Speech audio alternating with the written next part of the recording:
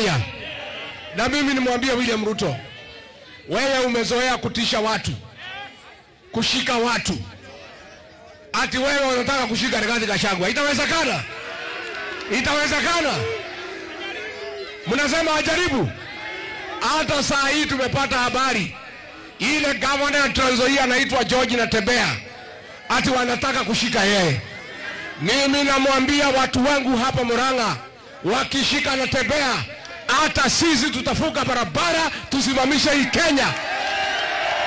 Tumekubaliana?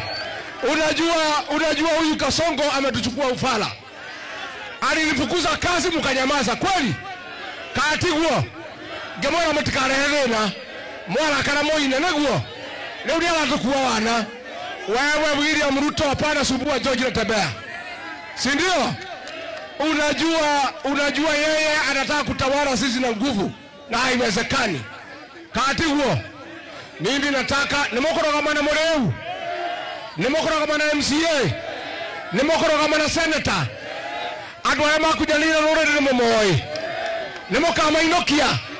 Na shigana. Wapere etagwatea.